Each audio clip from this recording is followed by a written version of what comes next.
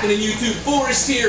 Welcome to the fish room. If you know me as well as I know me, you know that I love air filtration. It's amazing, it's awesome, it's cool, it's cheap, and the world provides it with the air we breathe. But do I truly believe that air filtration is the most effective, most amazing filtration of all time? The answer to that question that you would ask to me, that I'm asking to myself right now, is absolutely not. Today, we're going to take this wonderful pile of crap of everything that I found within my fish room, and we are going to make an aquarium sump. But not just any aquarium sump. We're going to make the world's smallest aquarium sump in the history of the world.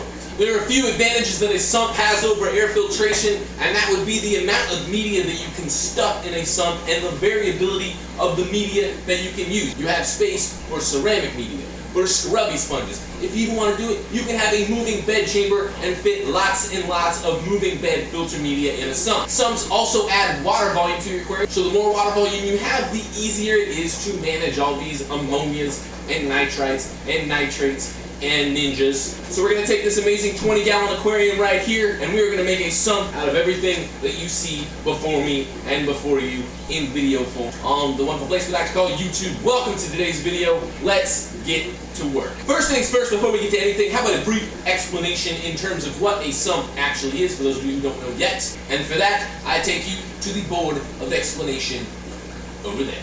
So what exactly is an aquarium sump? An aquarium sump is an external place for the water in your aquarium to get filtered. So basically what happens is you have a pump down in your sump tank that is pumping water up to your main tank. As that water pumps into your main tank, the water level rises. You have an overflow system of some sorts. That water overflows into some sort of a piping system down into filter chambers, usually one level of mechanical filtration, maybe a finer level of mechanical filtration, then working into your biological filtration, whether that be ceramic media, bioballs, scrubbies, hairnets, thus to be returned back with your return pump back to the aquarium, thus making a cycle, an endless cycle of amazing, awesome filtration with an aquarium sump. This is how an aquarium sump works, and if that wasn't a good enough explanation, I completely understand. Now to take this and put it in real life form, let's get over there and get to work. So, before we get to making anything, let's tell you exactly what we have here. This is not going to be used today. First thing that we're going to need is an aquarium. This is a 20-gallon aquarium, and it's gorgeous, made of glass. Next up, we have a drill. $1 million diamond hole saw meant for glass. Random piece of foam. 100-watt aquarium heater. Aquarium bulkhead assembly complete with 90-degree elbow and hose barb fitting. Piece of tubing that looks like a smile or a frown. Small 100-gallon per hour pump and tubing. Small 3-drawer plastic thing. And this thing. Makes me sound pretty cool. First step in the process in making our world's smallest aquarium sump. Figure out a way to get water from inside this aquarium to outside the aquarium into the sump container. And today we are going to use a 3/4 inch aquarium bulkhead that I had lying around somewhere so the water can flow from the sump into the aquarium, into the overflow, and then back into the sump. And to do that, that's why we have this diamond hole saw. The outside of this thing is coated with little bits of diamond. Sadly, it's not actually worth $1 million. It's only about $10. But the cool thing about this hole saw is that because it's got the diamonds on there, it's actually good to cut through glass. Didn't think that was possible? Well, yesterday I didn't either. So cutting a hole in a glass aquarium is not impossible. You need a little bit of water. I got my towel down here to absorb said water. And I've got my drill with my 1.5 inch diamond hole saw. And basically what this diamond hole saw does is it sands a hole in the glass. You want to apply a minimal amount of pressure while letting the drill do the work. But it's important that we lubricate as we drill so that it doesn't heat up too much and crack the glass. So enter some time lapse because this might take a little bit.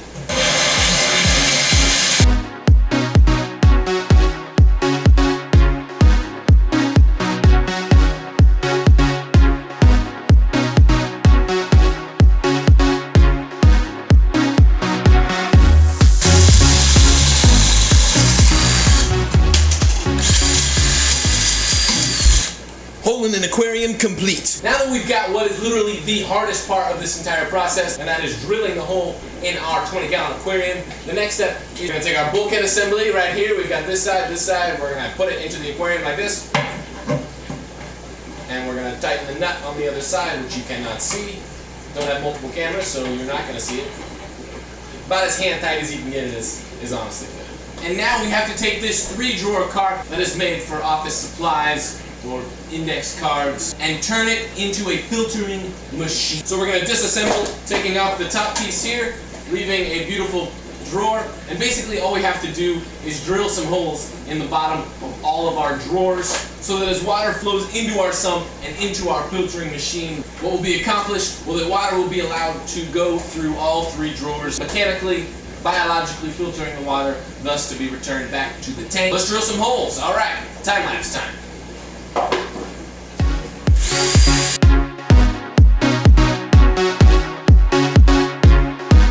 Drawer number 1 is complete.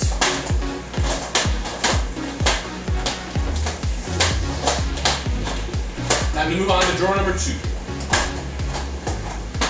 That works.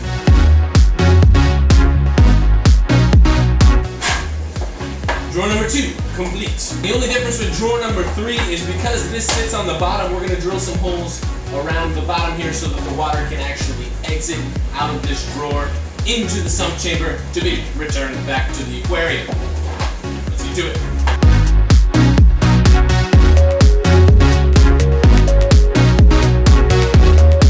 Drawer number 3 complete. Drawer cart prepared for ultimate filtration mission. Now the next step in the process is to build our sump chamber, and we're just lucky enough that we don't have to build anything because we have it in this wonderful plastic tote. Alright, so next we have to fit our tubing for our drain line to go into our sump. We've got a little bit too much here, so what we're going to do is we've got a nice cup of hot water. I'm not going to drink it because it'll burn me. And we're just going to dip our hose in the hot water. What that does is it heats up the hose and allows it to easily slip over our hose barb here. Nice and tight. Now we just need to trim the hose like so. Beautiful. The world's smallest aquarium sump is starting to take shape. Now before we go and add medias or heaters or anything, what we can do is we can actually test the function of this sump. All we need to do is add water to this tank, enough so that it overflows into here, and we'll see if the actual function of the water overflow return back sump system actually works. So let's do that by first adding some water into this ginormous aquarium. If I sit back further like this, it looks even bigger.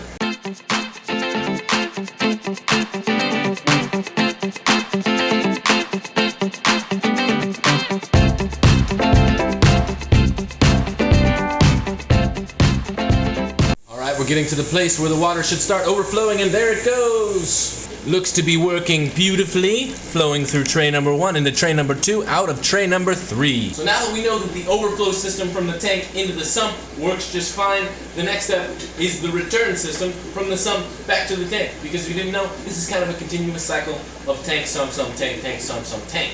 We're going to take our return line. It's a little bit too long, so we need to trim it just a little bit, about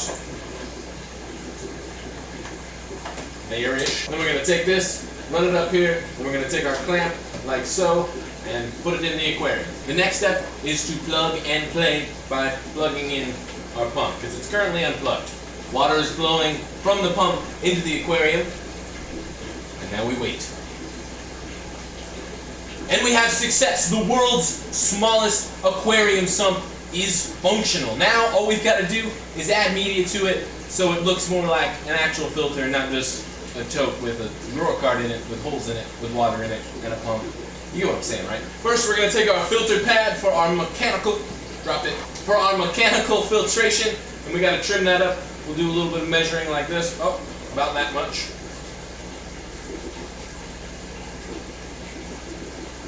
Scissors are dull.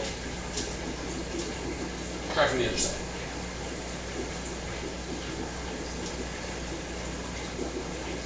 Scissors are extremely dull.